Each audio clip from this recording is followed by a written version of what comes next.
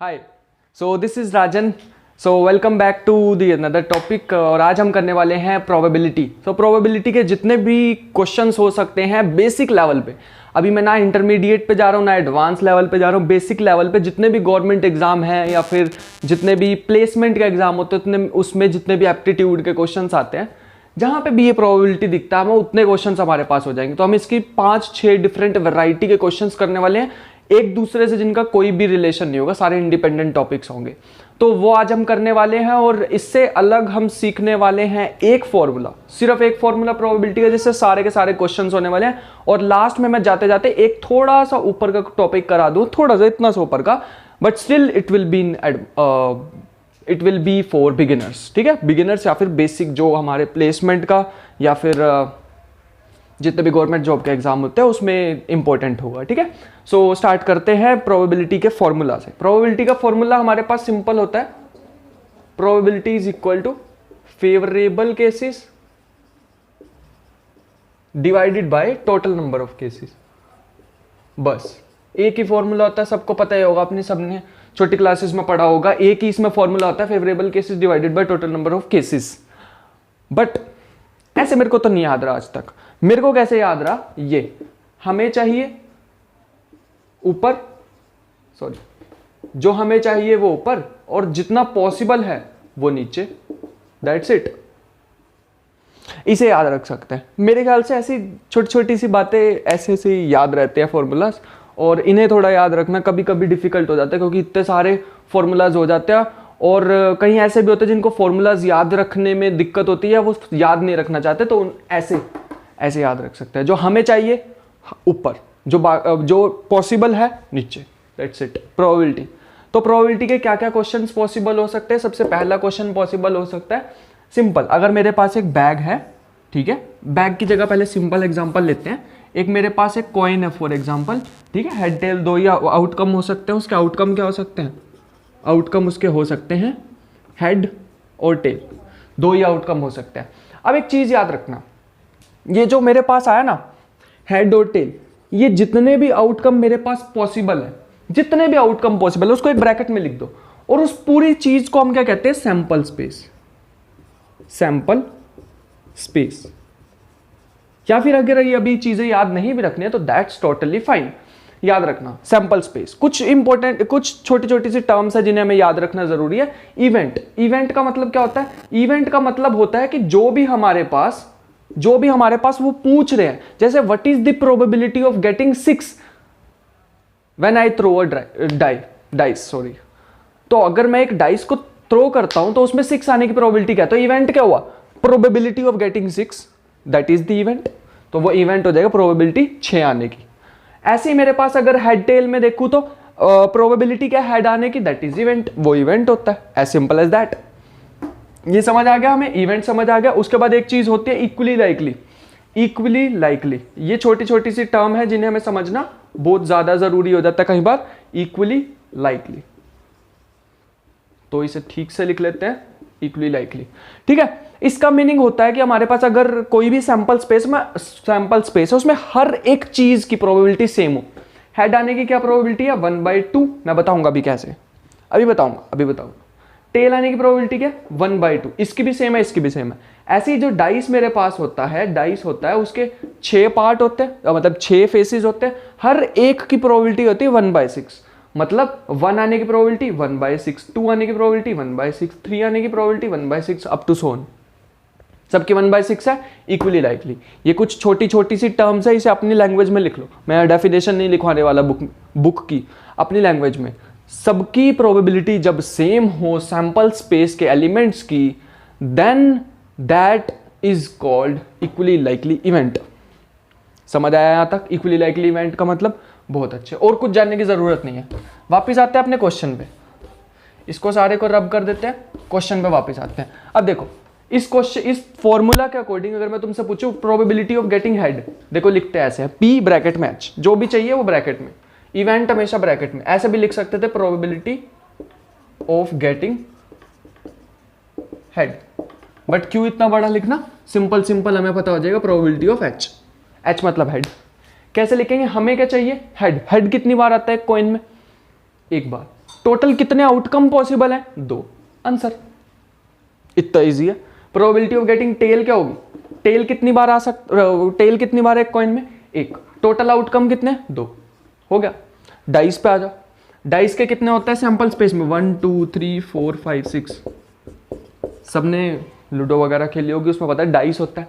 Dice के कितने outcome होता है? 1 2 3 4 5 6। 1 आने की प्रोबेबिलिटी। अच्छा 1 कितनी बार आ सकता है? कितनी बार होता है डाइस में? 1। टोटल कितनी पॉसिबिलिटीज है? क्या क्या आ सकता है? 1 आ सकता है, 2 3 4 5 6, कुछ भी आ सकता है। 6। 2 आने की प्रोबेबिलिटी क्या? Probability of getting 2। 2 कितनी बार आता है? कितनी बार है उस डाइस में 2? एक ही बार है। एक ही बार है ना 2 डिवाइडेड बाय 6। 6 होता है टोटल। यहां तक समझ आ गया। मैं खुद से आज एक डाइस बनाने वाला हूं, खुद से, जिसमें 1 2 बार है, 2 2 बार है, 3 3 बार है, 3 3 2 बार है, सब कुछ 2 2 बार, बस इतने ही है। 6 उसकी साइड फेसिस होते हैं एक डाइस की। मैंने 4 5 6 को रब कर दिया किसी पत्थर से रगड़ के, उसकी जगह 1 2 3 दोबारा लिख दिया। समझ आया क्वेश्चन को समझाने के लिए? अब बताओ प्रोबेबिलिटी ऑफ गेटिंग 1 क्या होगी? क्या ये 1/6 होगी? नहीं, बिल्कुल भी नहीं, 1/6 नहीं होने वाली है। क्या होगी इसकी प्रोबेबिलिटी? 1 कितनी बार है? 2 बार। तो यहां पे आएगा 2। जो हमें चाहिए वो कितनी बार है? 2 बार। फेवरेबल केसेस, फेवरेबल मतलब favourite cases 2 divided by total number of cases. Total number of cases कितने? 6। तो 1/3। प्रोबेबिलिटी ऑफ गेटिंग 3 क्या हो जाएगी? सेम, 2/6। ऐसे करते हैं। मैंने 2 डिफरेंट वैरायटी के क्वेश्चंस कराते। फर्स्ट मेरे पास समझ आ गया होगा सबको क्या होता है। नेक्स्ट में आते हैं। नेक्स्ट मेरे पास क्या होता है? अब यहां तक तो इजी था, यहां तक इजी है।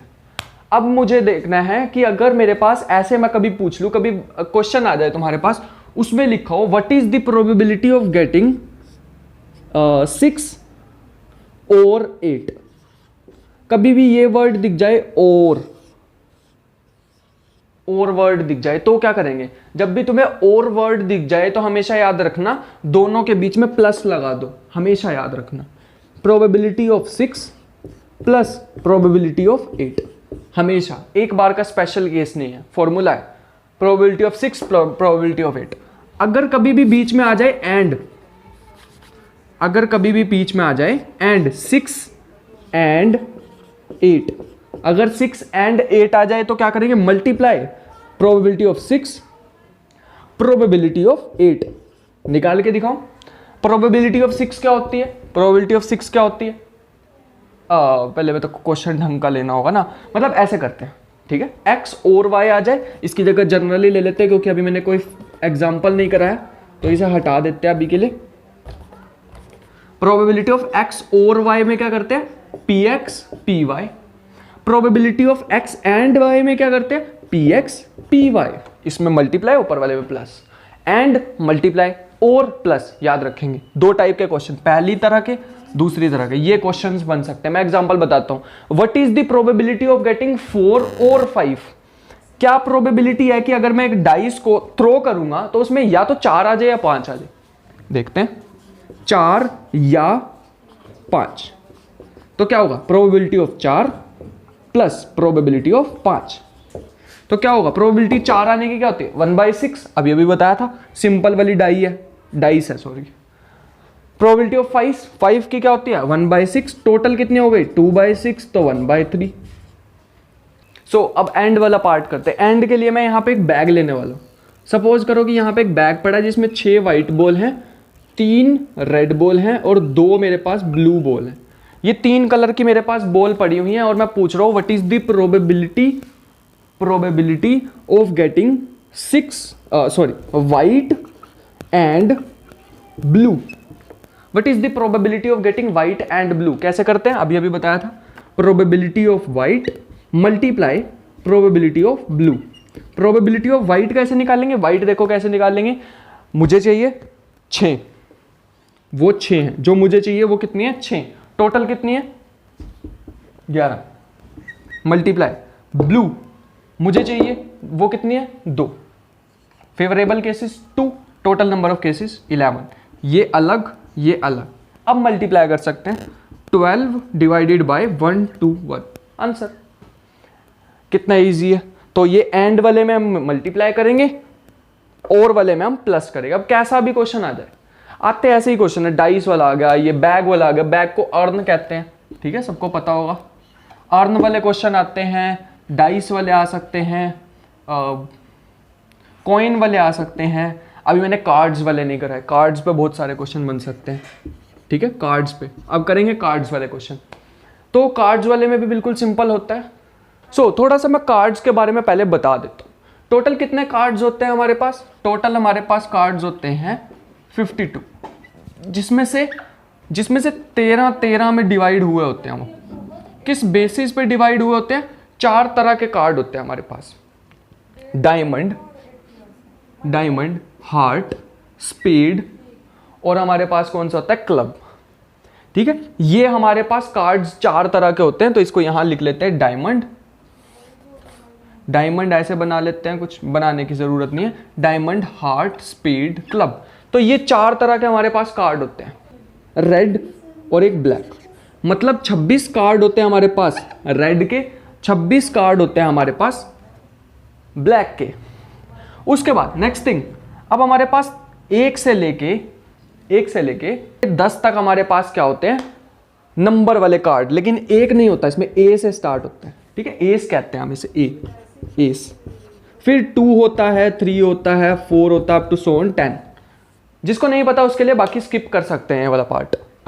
ये मेरा कुछ बेसिक है और इस बेसिक को समझना जरूरी था। अब मुझे बताओ कि what is the probability of getting an S आने की प्रोबेबिलिटी क्या है? फटाफट 1 सेकंड में क्या होगी? टोटल कितने हैं? 52। एस कितने हैं? 4। That's it. एस कितने हैं? 4 एस होते हैं, ठीक है ना। हर कोई 4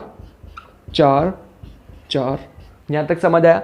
उसके बाद प्रोबेबिलिटी ऑफ गेटिंग एस और 2, इसका क्या हो सकता है? एस और 2 में क्या हो सकता है? एस और 2 में ये हो सकता है probability of S plus probability of 2। इसमें क्या बनेगा? प्रोबेबिलिटी ऑफ एस का क्या बन जाएगा? प्रोबेबिलिटी ऑफ एस हमारे पास हो जाएगा 4/52 और प्रोबेबिलिटी ऑफ 2 क्या हो जाएगा? 4/52, तो ये हो जाएगा 8/52। प्रोबेबिलिटी ऑफ 10 और किंग, इसे आने की प्रोबेबिलिटी क्या है? यहां पे एंड लगा देते हैं, and. Probability of 10 and king की क्या होगी? Probability of 10 multiply probability of king, तो ये हो जाएगा 4/52 मल्टीप्लाई 4/52। तो अब हमने ध्यान से देख लिया और समझ भी लिया कि ये कैसे चीजें वर्क करती हैं। मैं कंप्लीट इस वीडियो में नहीं कराने वाला हूं, एक मतलब 2 पार्ट रह गए हैं, मतलब 2 तरह के और क्वेश्चंस होते हैं। एक तो मेरे पास होता है ऑलमोस्ट, एक होता है एटमोस्ट, और एक मेरे पास तीसरी कैटेगरी होती है जब हमारे पास सिलेक्शन करनी होती है। तो सिलेक्शन के लिए कुछ टूल सीखने पड़ेंगे जिसे हम कहते हैं कॉम्बिनेशन, वो हम करने वाले हैं नेक्स्ट वीडियो में। तो इस पार्ट के लिए इतना ही, यहां तक करें, इसकी प्रैक्टिस करें। क्वेश्चंस की ज़रूरत है तो डिस्क्रिप्शन में और साइट पे यहाँ पे दिए हुए हैं क्वेश्चंस, उन्हें ट्राई करें और पढ़ते रहें। See you in the next video.